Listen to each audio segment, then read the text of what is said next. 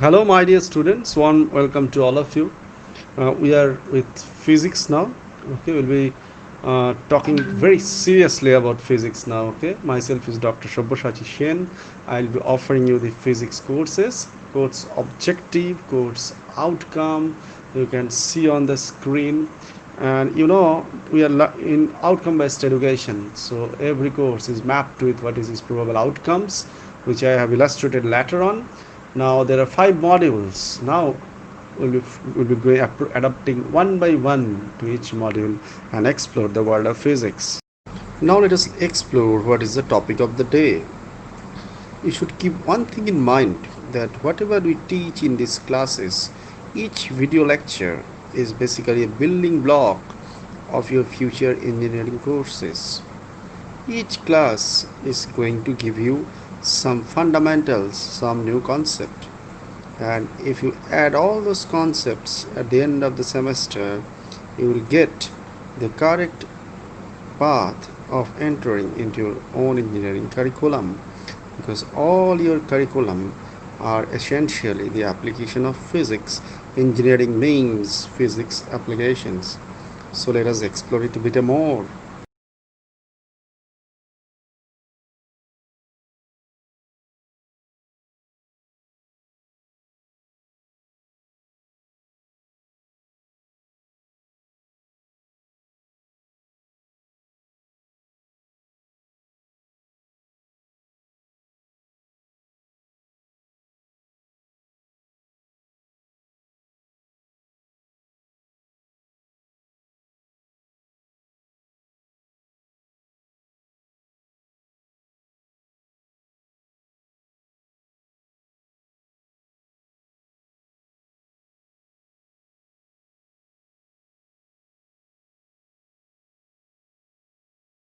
Hello and very good morning and welcome back to my class. This is the 19th class in a row for our course in Physics 1. So far it has been a very wonderful journey, and I wish my all the thanks. I convey my gratitude to all of you for the patience hearing of you, for the overwhelming response that I'm getting from you. No, see, it's a very wonderful journey, as a matter of fact. We started our journey with Max Planck's explanation of black body radiation. Just remember, it was the second lecture or so when we discussed it. After that, many people entered in our class. Einstein came into our class, Compton came into our class, De Broglie came into our class, Davison and Jammer came into our class. And after meeting all of them, ultimately quantum mechanics was completed. Now we are again, Einstein is back with his ideas of stimulated emission that we have applied in lasers. I tried to tell you what does it mean by laser. Laser is a process of amplifying light intensity or amplifying the number of photons through the process of stimulated emission. So we tried to do it. I tried to tell you what is stimulated emission, how do we employ stimulated emission process for the production of lasers. So all these things I told you. What are the basic necessities of lasing action? You need more for stimulated emission to sustain. You need more electrons should be there in the high energy state, or more atoms should be in excited state, which you achieve through population inversion. How do you achieve population inversion? What are the essential impact of that? The concept of metastable state, concept of active medium, formation of optical resonator, everything I told you. So today we are going to talk about some actual laser, practical laser system. In your syllabus, actually 3 are there. We'll talk about a solid state laser called ruby laser. We'll talk about a gas mixture laser, helium neon laser, and also the semiconductor laser, which is also a solid state laser, as a matter of fact. That is a diode laser.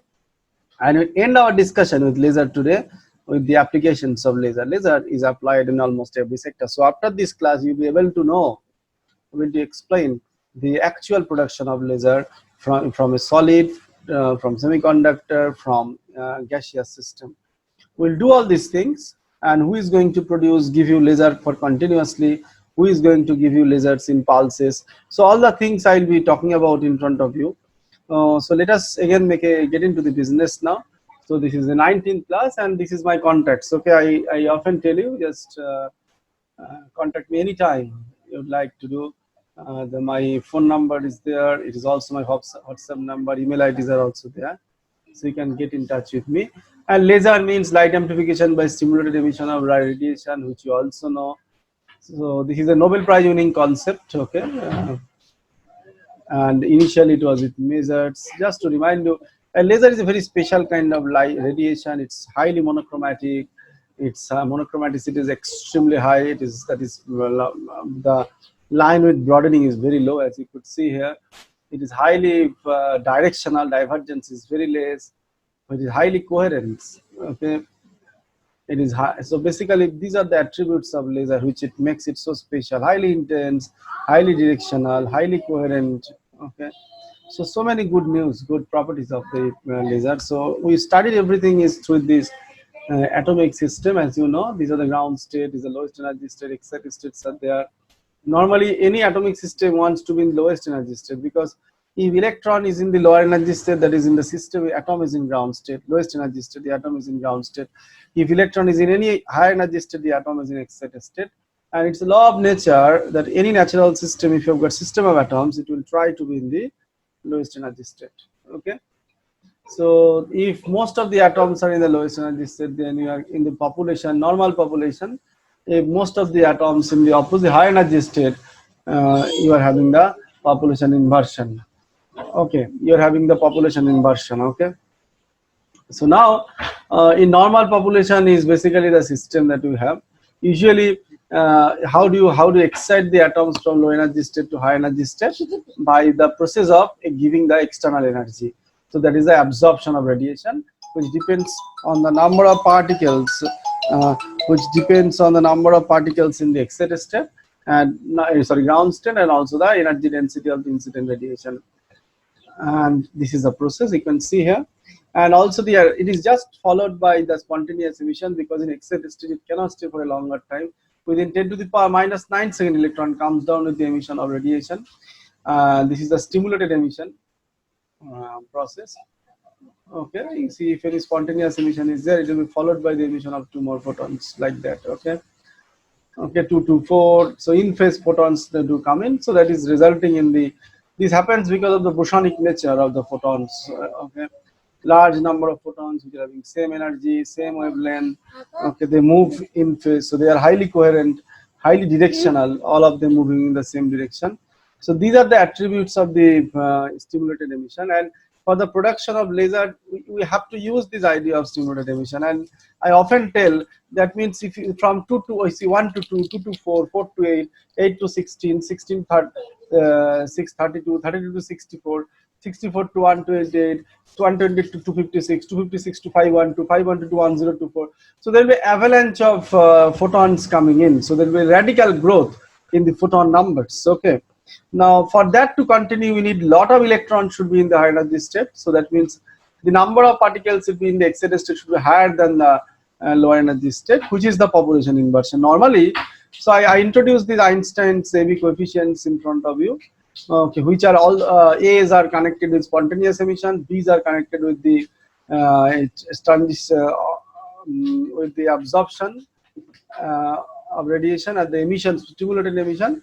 So ultimately these are the relation between A and B. B's are all equal, you can see. So ultimately I have actually calculated the rate of two rates. One is the rate of stimulated by spontaneous transition, which tells us usually in atomic system R1 is very low, 10 to the power minus 6 is the value. So normally stimulated emission is very low in a system because of simple reason, non-availability of the atoms in the high energy state. And rate of stimulated emission compared to absorption also, if you notice, it is very low. It is N2 by N1. N2 is usually very low number of atoms in the high energy state, because nature does not permit it. In high energy state, the atoms cannot stay for a very long time, 10 to the power minus 9 seconds or so. So that means, but you see, the common sense is that to sustain stimulated emission, you need N2 should be higher than N1. But your natural system does not allow that. So we need a situation where N2 will be more than N1, but nature needs N1 should be greater than N2.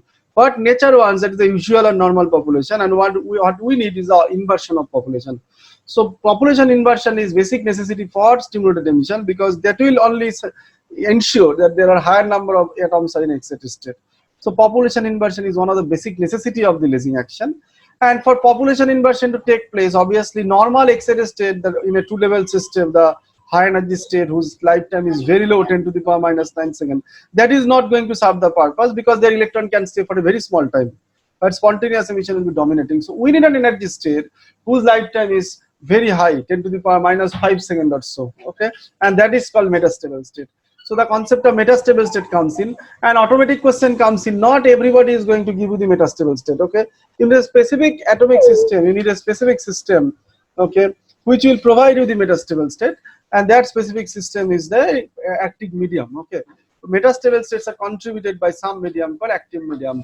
So, and obviously to excite the atoms from low energy state to high energy state, you need a lot of energy. Okay, so these are the basic necessities of the lasing action. In examination, usual question comes in: what is the basic necessity of lasing action? You need population inversion. To maintain population inversion, you need metastable state. To get metastable state, you need an active medium.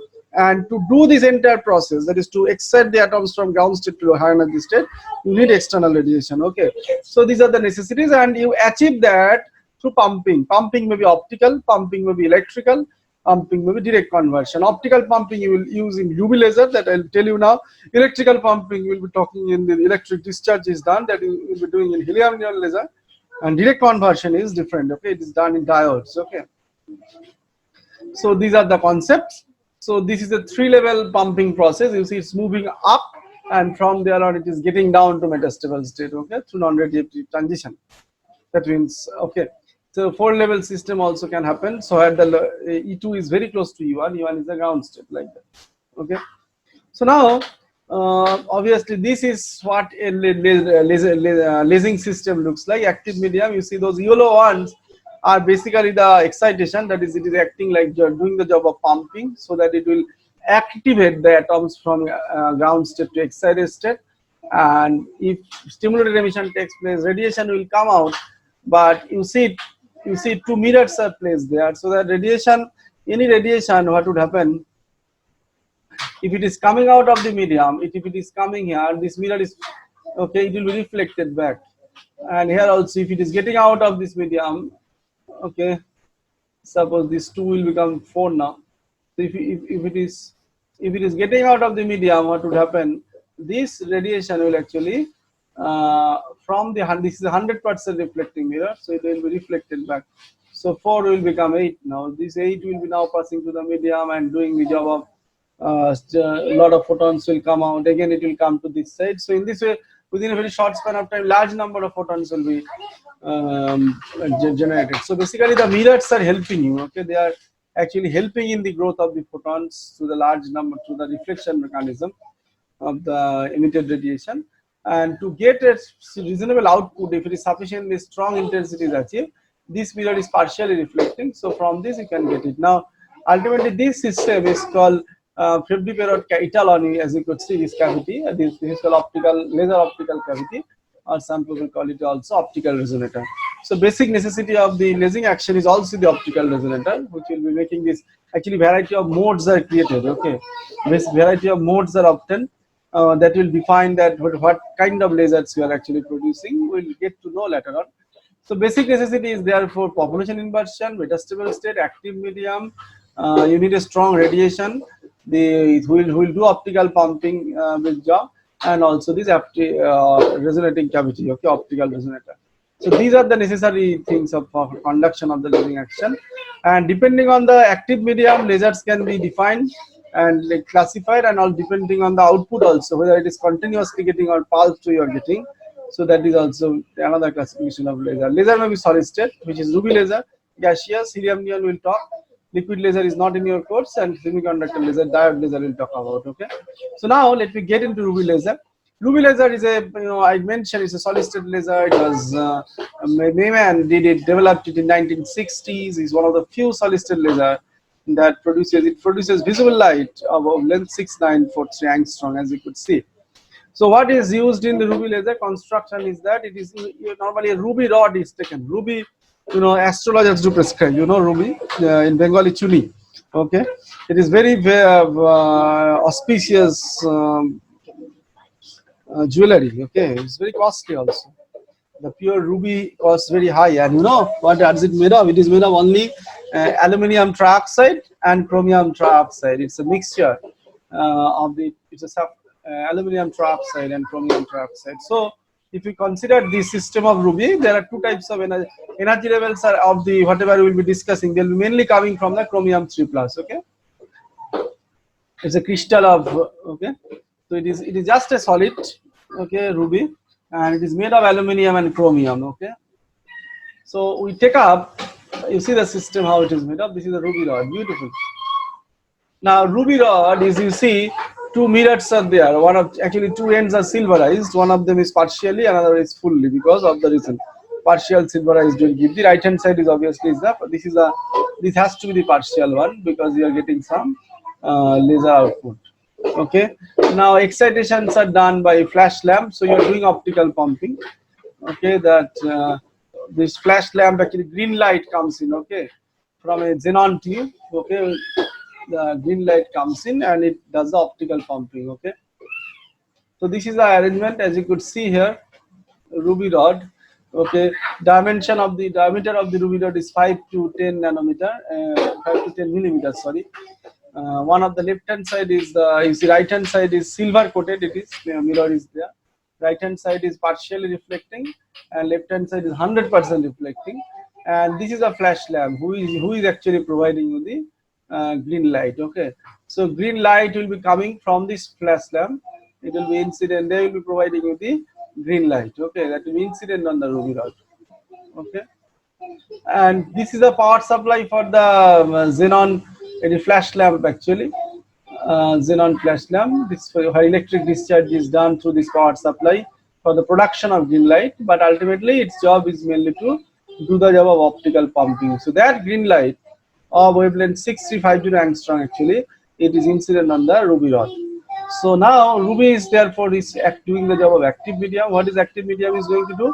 It will provide you the ground state, excited state, and the metastable state. But you know, from ground state to excited state for electrons to move, that is from lower energy state to high energy state, who will send the electrons from lower to high energy state? That geon lamp, the green light will do that. Okay. So now let us try to realize. Okay. So this step one, if you look here, sorry, you see that initially E1, E2, E3 are the three energy levels. These are actually provided by chromium. Okay, all these energy levels are provided by chromium 3 plus. So E1, E2, E3 are the energy levels. So photons are coming in. You see now there are lesser number of particles in excited state. So photons are coming in, so they will move up. Now this is actually green light. Okay, in actual experiment, green is used. Okay, from the xenon lamp. Okay, from the xenon source, green light comes in and excite the electron from the ground state to high energy state. So obviously in E3 the lifetime is very low, 10 to the power minus 9 seconds. So in this excited state, electron cannot stay for a time larger than 10 to the power minus 9 seconds. So it is soon coming down to E2, which is the metastable state. The lifetime in case of ruby rod, it is very high, 10 compared to atoms. 10 to the power minus 3 seconds. So it is 10 to the power minus 9 was the lifetime in the excited state, and 10 to the power minus 3 here.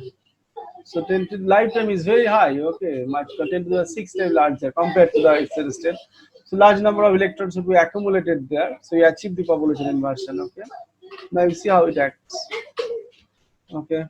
So 5500 is the green light that is coming in.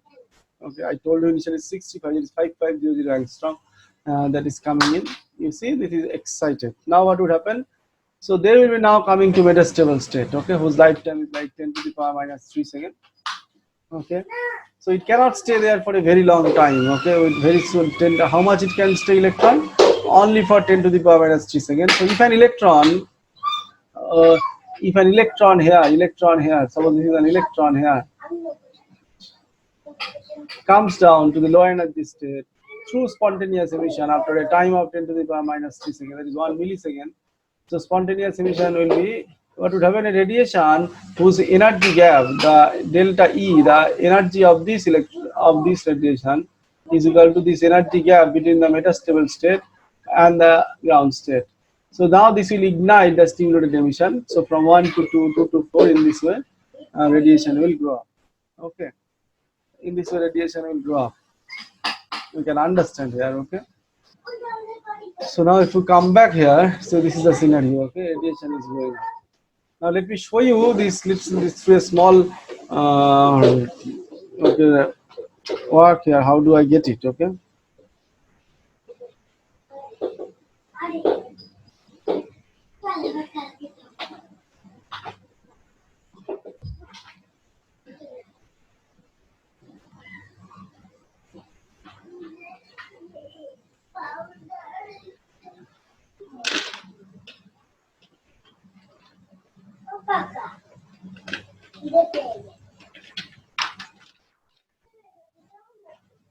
So now you see how it is going on.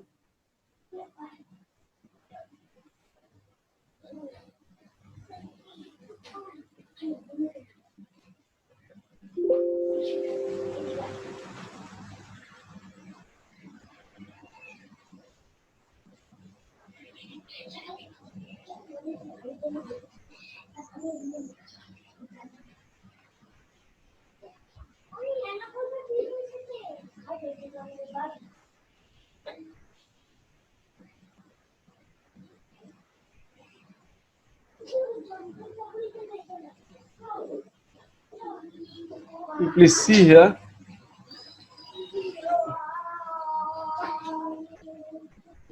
Okay, now this is ruby laser, as you could see here. So what happens the moment you see this is these are the electrons. Okay, initially more electrons are here, and the more atoms are in the ground state.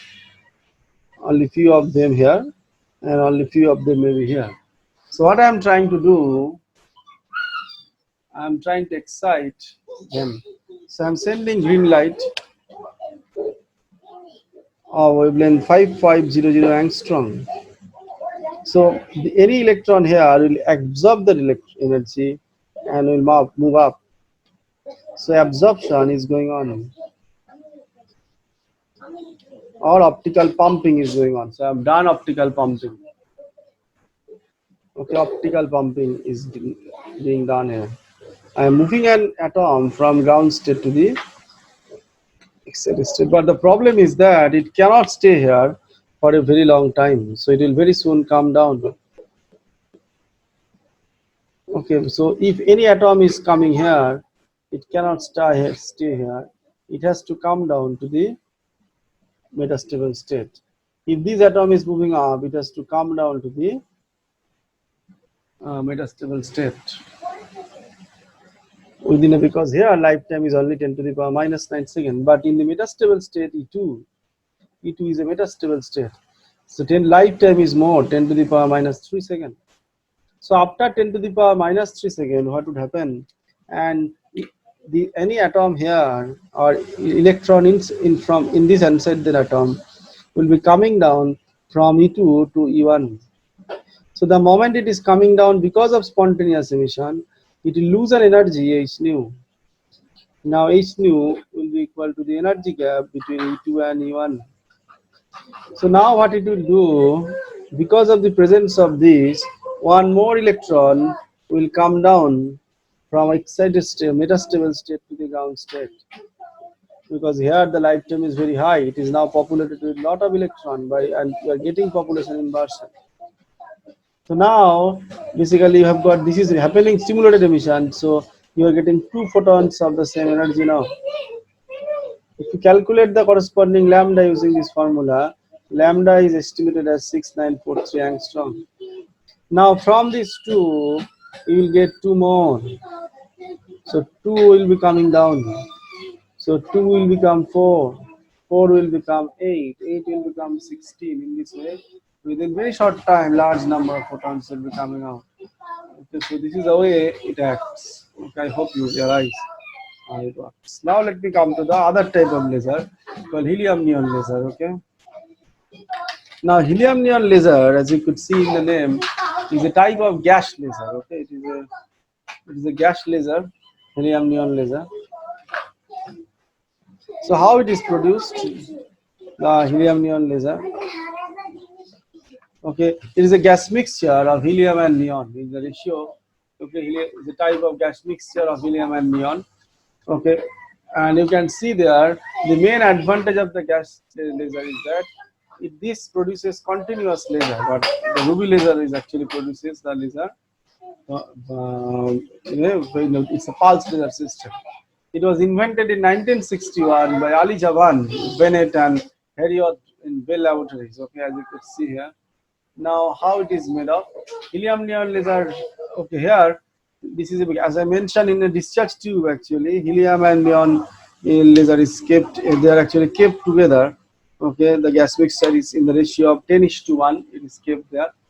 Helium is to neon ratio, and ultimately optical pumping, actually electrical pumping is there. The excitation is providing by electric discharge, so high voltage source is there, and active medium is played, that role is played by the gas mixture on the two ends of that, actually two mirror circuit, to give you the formation of optical resonator. So this is the system.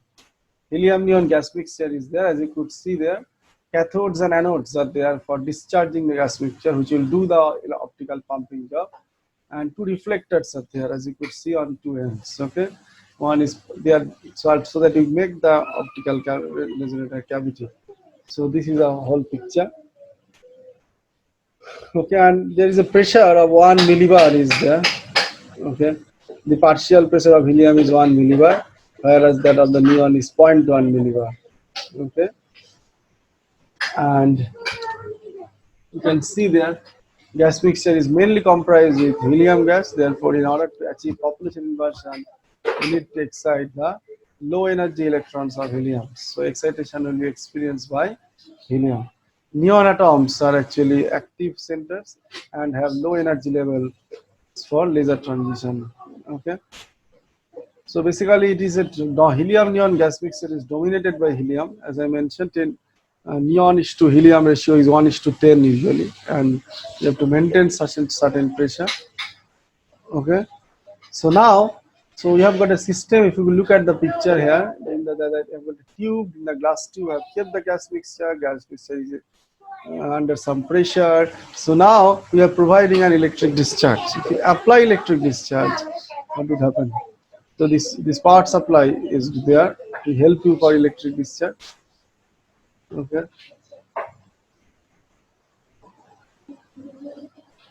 So active medium. So if I answer for lasing action, I need active medium. That is the helium neon gas mixture. Helium atoms are more in numbers. Okay, neon is to helium is 1:10.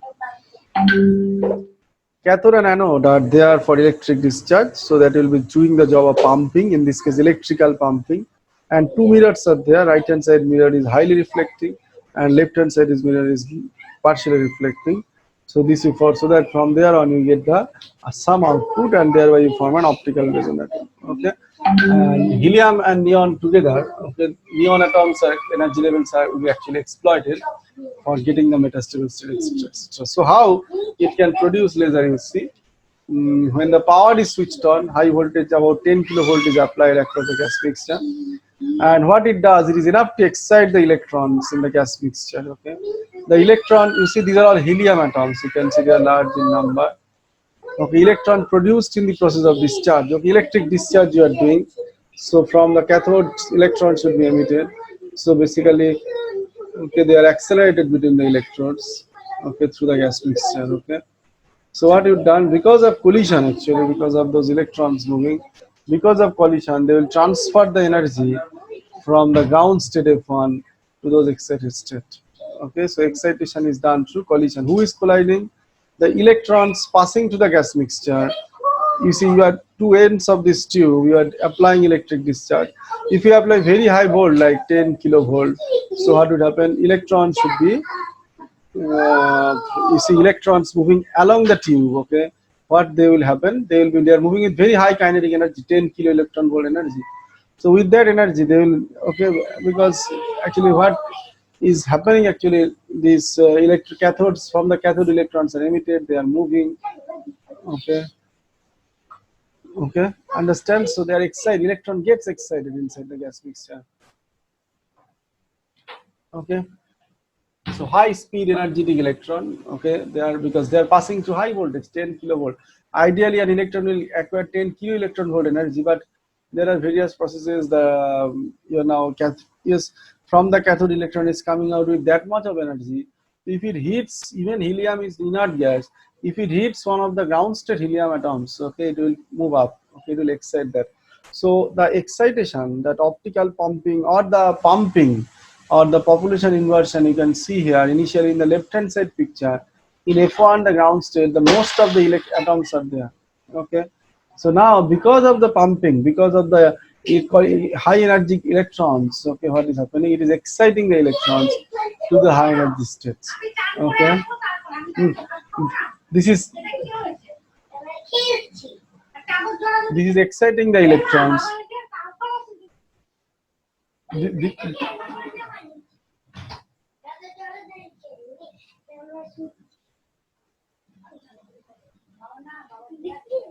This is exciting the electrons to the high energy state.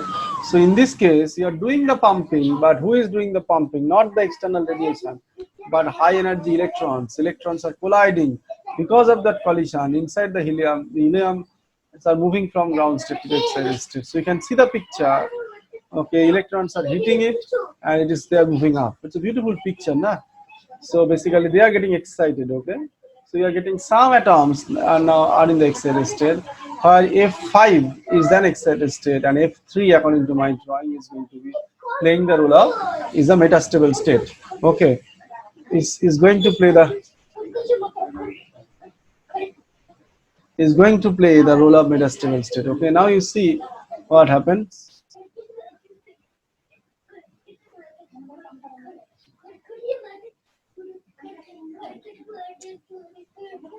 Hmm.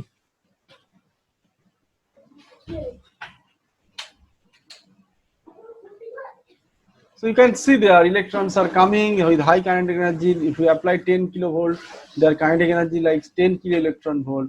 So what is happening? Because of these, okay, the electrons are being excited from low energy state to the high energy state, and you are achieving population inversion. Okay, okay. So enough energy, even the helium atoms which are in a low energy state, electrons also now moving up. So basically you are giving lot of energy to the electrons so that you are achieving this. Now you please try to realize, okay, how it operates. So now actually you see, if you look at the picture, in helium, the active energy levels are actually 2s and 3s. Okay, and there are also 2s and 3s energy levels of neons are also there. Okay, so how the electron transfer process takes place and how the mechanism takes place, so let me show you directly. Okay, it will be easier for you to realize.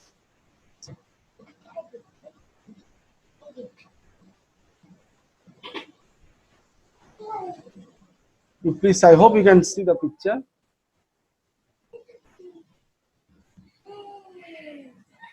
Okay, please see what would happen. Suppose initially most of the helium atoms are in the ground state. Okay, so now what you are doing, you are exciting them. Electrons are making collision. Okay, high kinetic energy electrons are colliding with it. Electrons are making collision with it. Okay, high kinetic energy electrons are coming. So basically, electrical pumping is taking place.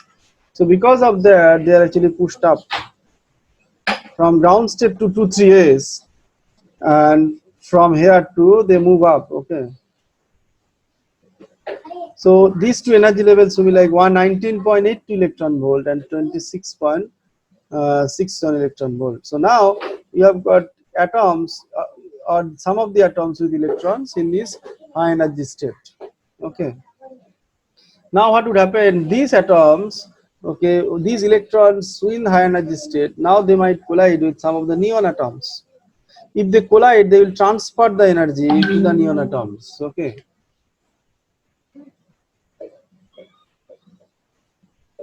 Okay, they will transfer the energy to the neon atoms. You see, although in my drawing they are slightly different, but the 3s energy level of neon is almost in resonance. Okay, it is like 20.61, 20.66, and here it is 19.82, and this is like 19.78.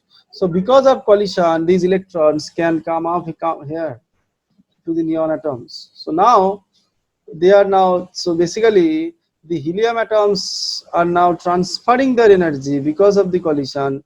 They are actually these electrons, okay, what is happening actually, you can see here, because of the collision, these excited helium atoms, okay, whose electrons are in the high energy state, they are making collision with neon. So in neon atoms, electrons are now getting excited. Okay, so now I have got excited electron now in the neon atoms. But again, these are high energy state with lifetime 10 to the power minus 9 second or so. So here electron cannot stay for a long time. So basically, it will come down from this level 3s to 3p by emission of radiation 3391 angstrom, which is not in the visible region, you know. And it will also come down from 2s to 2p, which is like 19.78 to 18.70. So if it comes down, it is emits a radiation of 1153 angstrom, which is also not in the visible region. But the one, so this the one which is coming down here from 3s to 2p, now this corresponds to the optical region 6328, and this is actually the laser output. You get red light of this much of wavelength. Okay, so ultimately from here also they can come down. Okay, but that is not going to contribute anything in the optical region. So here also it can come down, but that is not going to contribute anything into the optical region. Here it will come down even because of spontaneous emission also. So ultimately you are getting a laser output of wavelength 638 angstrom. So 2 points to note here. Here both helium and neon atom, both of them are contributing, but helium atoms are more. So initially most of the atoms or most of the electrons were in a particular helium atoms were in ground state. So what we are doing now, okay, they were in ground state. So what we are doing now, because they are in ground state, we are actually exciting the atoms initially from ground state to the because of the high kinetic energy electrons moving inside the discharge tube, the collides and moves the atom from to ground to excited state, or electron inside the atom from low energy state to high energy state. So as a result of that, what would happen? So these are in the excited state now, as you could see in the picture. Now these, if the helium atom collides with neon, it will transfer their energy uh, to the neon. So I've got electrons in the excited neon now. So these are the neon, but these are okay in this state. What would happen? Electrons will come down. Okay, the wavelength will be like 33912, 6328, and 11523. But 628 falls in the optical region, and that is actually the laser output of the system. Okay, so this is the way helium neon gas mixture acts. If we come back to the PPT, same story. You see, it is moving up 3s and okay. In that picture, if you look at 3p and 2p, okay, these are the metastable state 3p and 2p.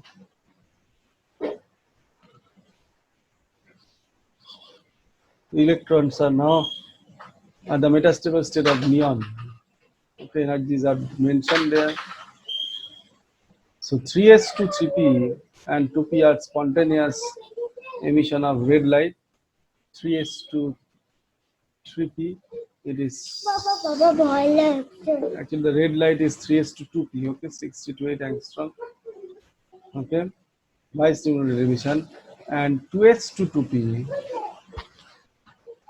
is also spontaneous emission. Okay, and from 2p to 1 is spontaneous emission. All these things you can realize, but main output will be 60 to 8 angstrom, the spontaneous emission from 3s to 2p. Now this will actually this is a picture. Please see.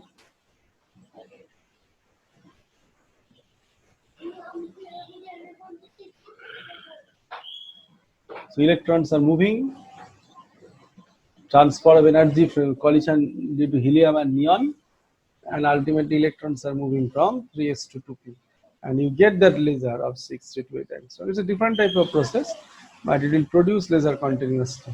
Okay, now I talk about the semiconductor laser. Semiconductor means diode laser. It is there are p-n junctions are there. Okay, what would happen? Okay, how do you produce the coherent sources of light? Okay,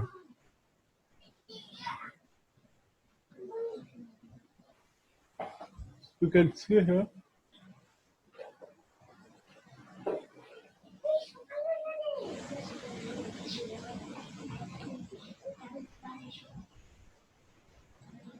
You see, if you consider a normal diode, initial energy absorption is actually provided by the is the biasing. Okay, that actually excites the that does the job of excitation of the electrons and holes.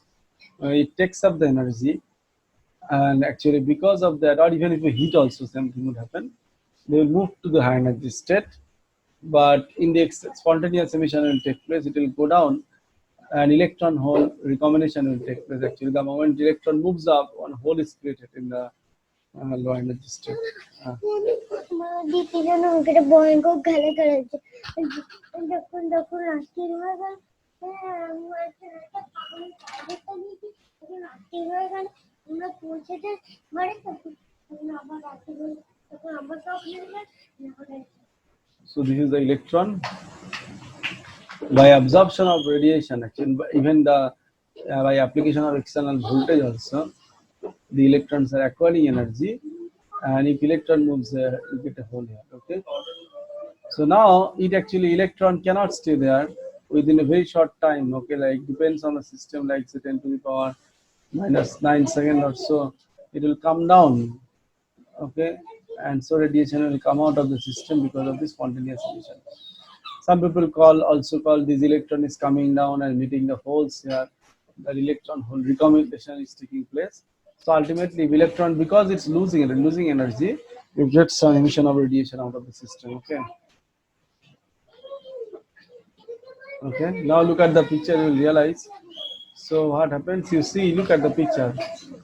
Okay. Now stimulated emission will take place. Okay. Electron at high energy level. So this understand. So you can see here electrons at high energy level is stimulated by exciting photon, that is the that you are providing to external voltages here maybe. So in presence of an external photon, you see radiations are coming. So light amplification is taking place, and on either side of the device actually two reflecting mirrors are placed. One is partially and one is fully to create the optical resonator. Okay.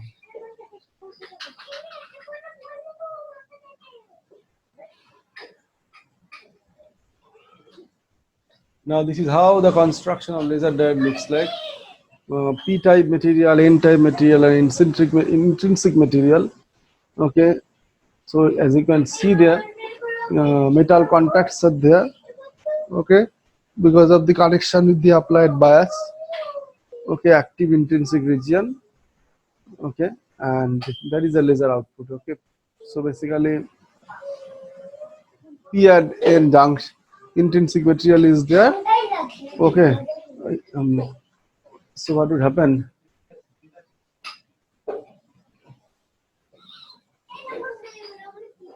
You get some because of the electron hole recombination process. Okay, you get the output of the system. Okay, you get the output of the system because of the electron hole recombination. The input terminals are connected with metallic phase, as I mentioned.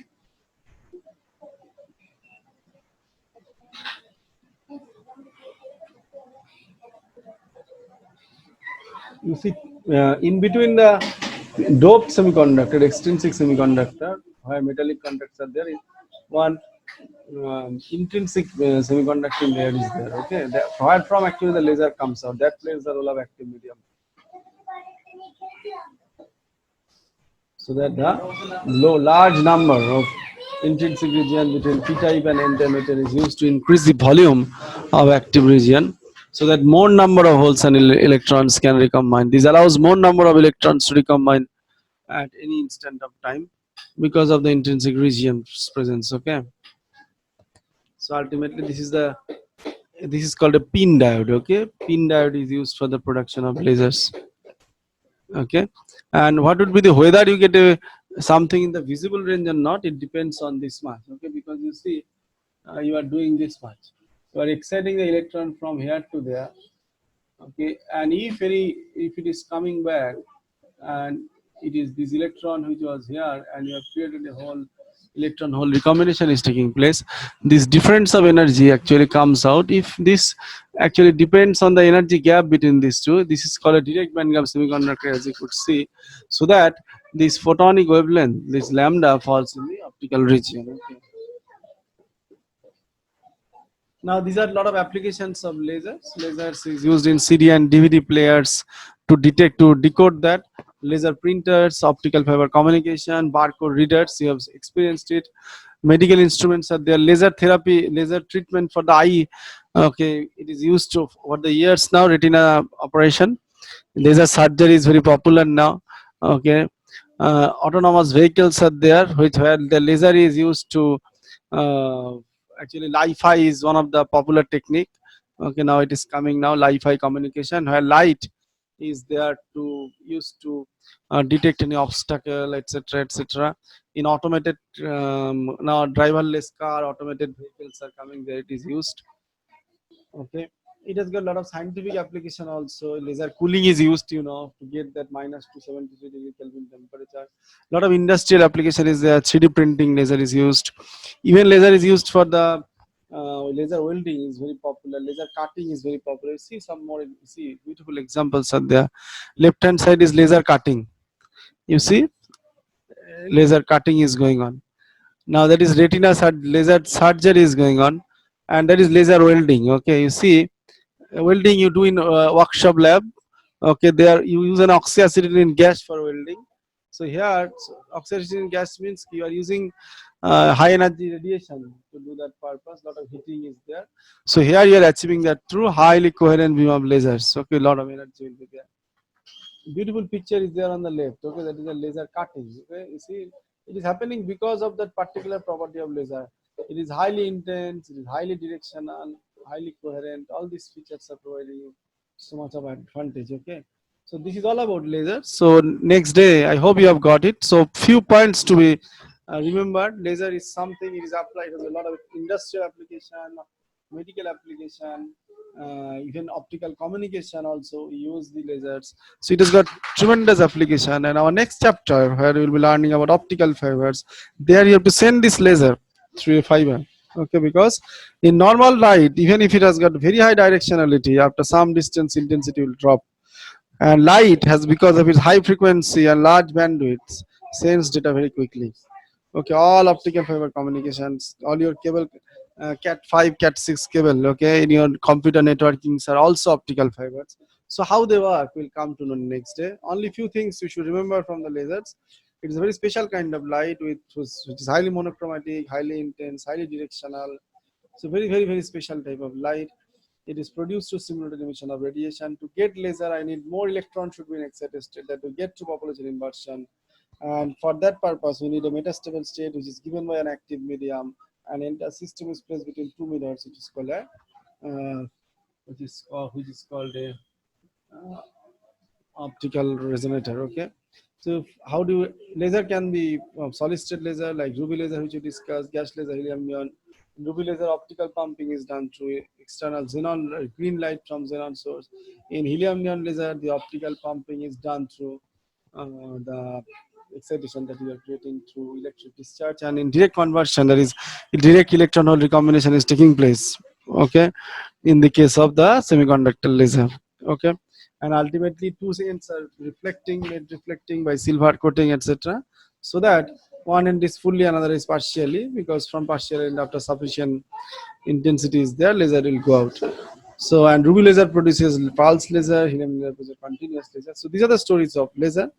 So again we will meet next video lecture with this topic of optical fiber. Thank you.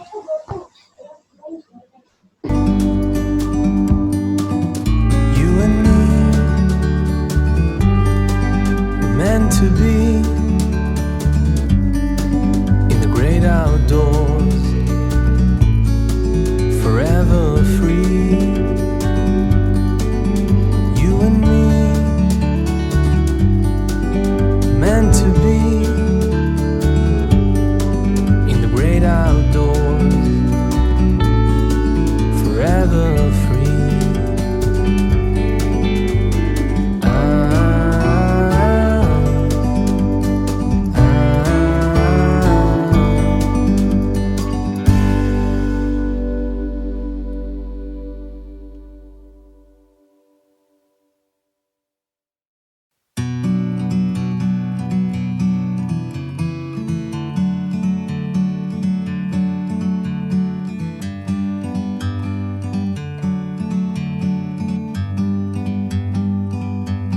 like a bird on a tree. I'm just sitting here, I got time, it's clear to see. From up here, the world seems small. We can sit together, it's so beautiful. You and me, we meant to be in the great outdoors, forever free.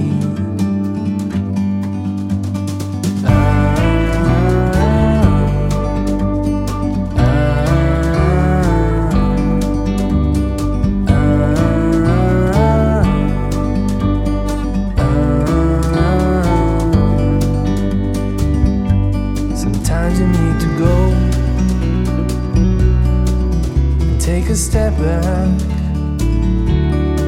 to see the truth around you. From a distance you can tell.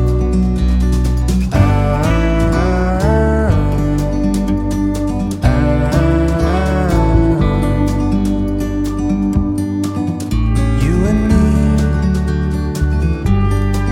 we're meant to be